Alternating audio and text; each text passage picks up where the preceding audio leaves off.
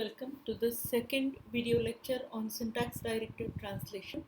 In the last class, I have discussed the annotated parse tree and I have explained examples on annotated parse tree.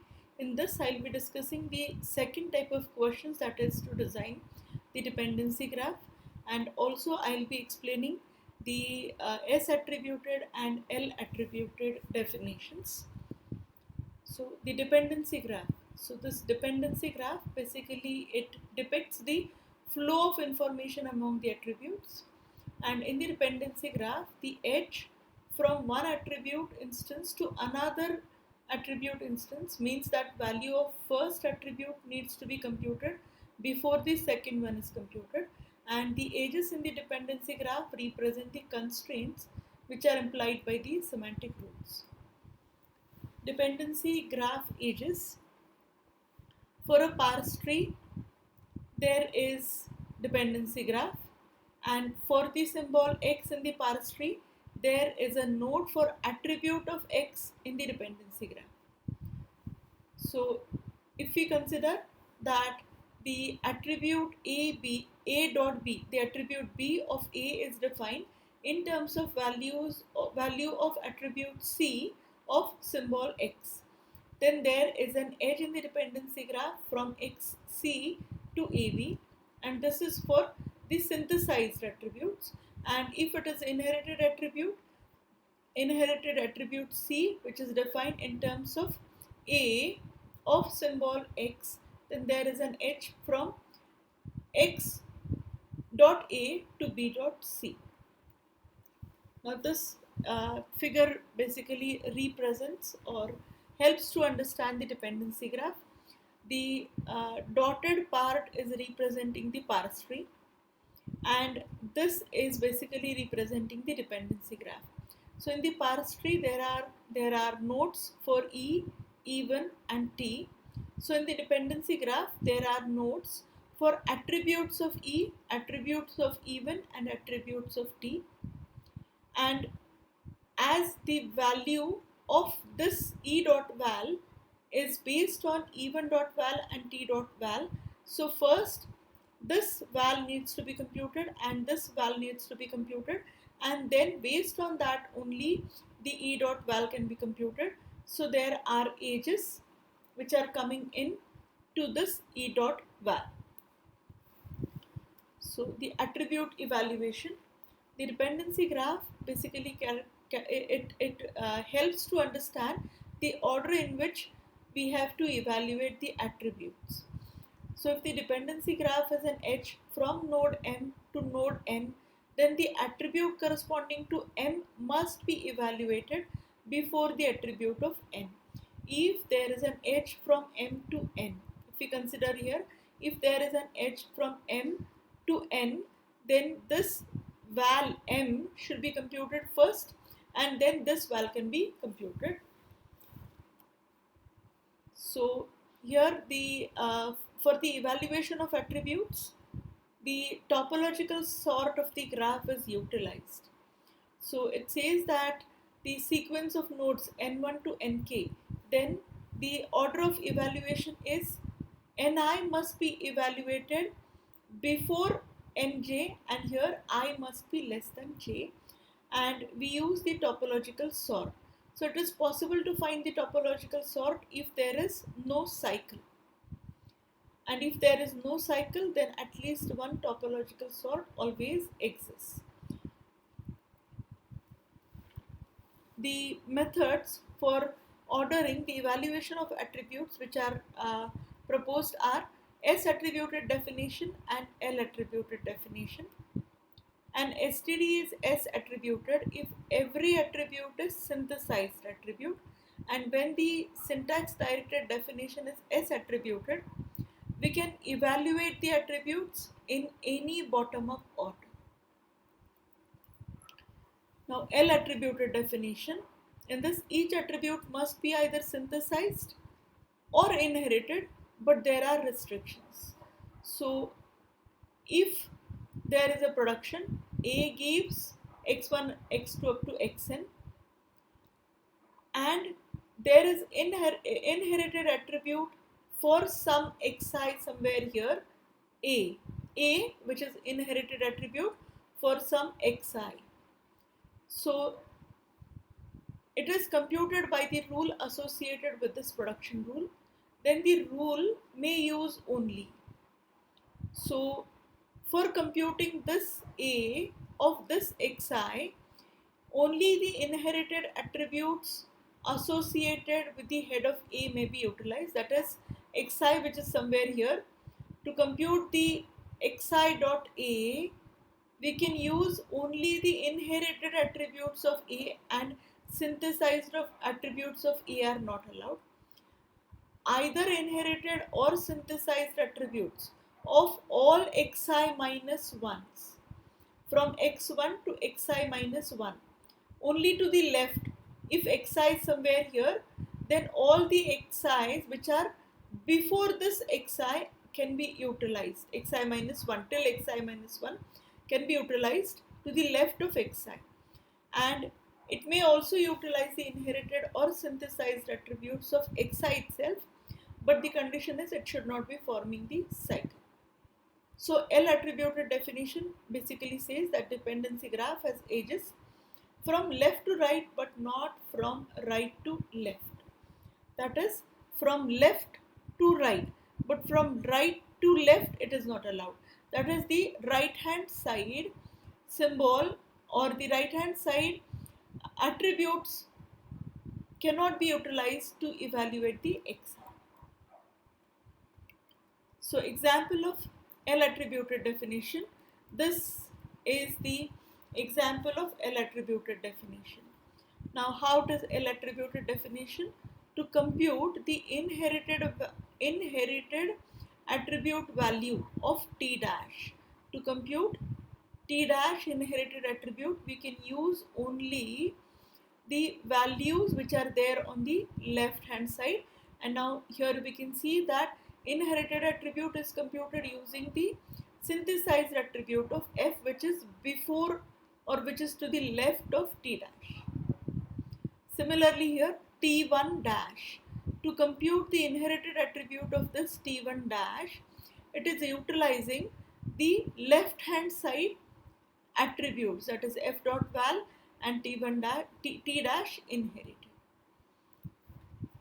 So this is an example of L attributed definition. Now this is an example of the SDD which is not L attributed.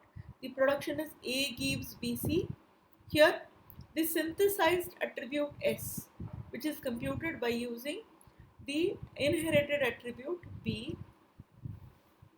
So there is no problem here, but here we can see to compute the inherited attribute of B, it is utilizing the attribute value of C, which is to the right hand side. So according to L attributed definition, it can only utilize whatever is there on the left, but it cannot utilize anything which is there on the right. So because of this semantic rule, this SDD is not L attributed. Now the question which is asked in the university examination, design dependency graph for this grammar for the given expression. So to design dependency graph, first we have to write down all the productions and the associated semantic rules. Now this grammar is basically S attributed SDD because it is using only the synthesized attribute dot val and dot lex val. Hence it is the S attributed definition. So to design the dependency graph, first we have to write down productions and the semantic rules. Then we have to find the parse tree.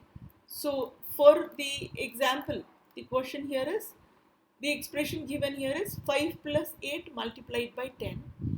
5 plus 8 multiplied by 10.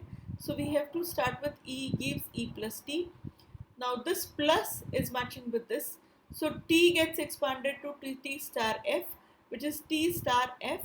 Then T is further replaced by F, F is further replaced by ID, and ID gets the value 8.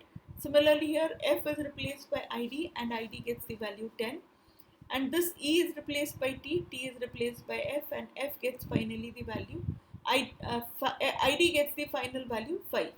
So this will be the parse tree which is again written here. E is replaced by e plus t is replaced by t star f, and then finally it reaches to id. Now the same parse tree I have represented with the attribute value val. So this becomes the parse tree. Now the dependency graph. Dependency graph basically depicts the attribute evaluation. So first all the terminals will get their values, that is 5, 8 and 10. So it is 5 plus 8 multiplied by 10. Now it is the S attributed definition, that means it will be evaluated in any bottom up order. So bottom up order, that means it will start from 5, which will be moved further, and now it cannot evaluate eval until it gets the value of tval. So it will go ahead with 8. Then now it cannot go ahead because tval cannot be evaluated without fval.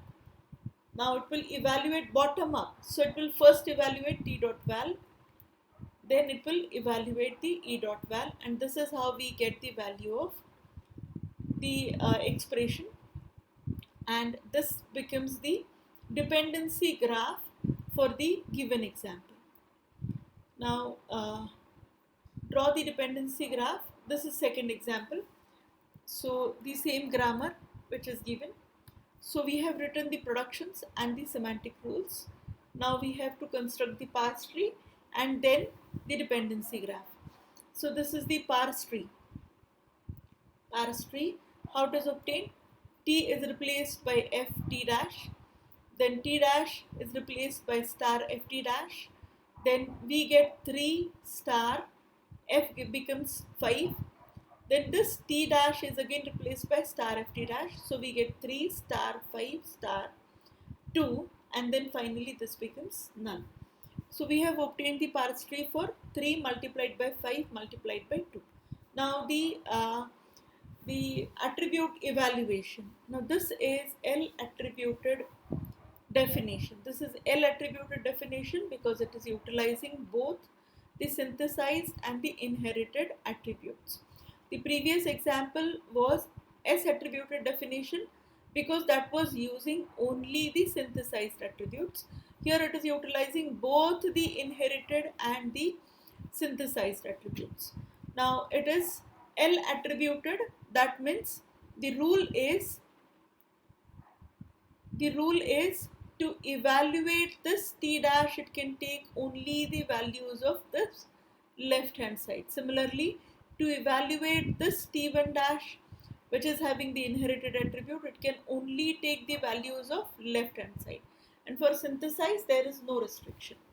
For synthesize, there is no restriction, that means it can only take the child values. That is t dot val is evaluated using f dot val. So t dot val is evaluated using t dash synthesize, so which is utilizing the child value. So for synthesized it will be utilizing child value, and for inherited it will be utilizing only the left hand side values. So it will start definitely from the terminals, that is it will get the value 3, 5 and 2, and then first we get the value of f dot val, which is the synthesized attribute, then we get the synthesized attribute, then we get the synthesized attribute, which is bottom up. Now for the inherited attribute, t dash inherited, which is computed using f dot val, which is basically t dash inherited is computed using f dot val. So this is taking the value of the left hand side. So it is computed. Then t1 dash inherited, t dash, this will be basically t1 dash inherited. So this t1 dash inherited is computed using the f dot val and t dash inherited. F dot val and t dash inherited. So to compute t1 dash inherited, it is utilizing the left hand side values. Then again, this is again t1 dash inherited, which is computed by using the left hand side values, that is t dash inherited and f dot val. Then the synthesized attribute which is computed by using the inherited attribute of the same symbol or the same node. Then it is passed on to its parent, which is synthesized. Again it is synthesized, so it is passed on to its parent. So this will be the bottom up order now. So finally it is passed on to its parent, which is again a synthesized attribute. So this becomes the dependency graph for 3 multiplied by 5 multiplied by 2. The reference for this video lecture is the book on compilers by Aho Ullman. Thank you.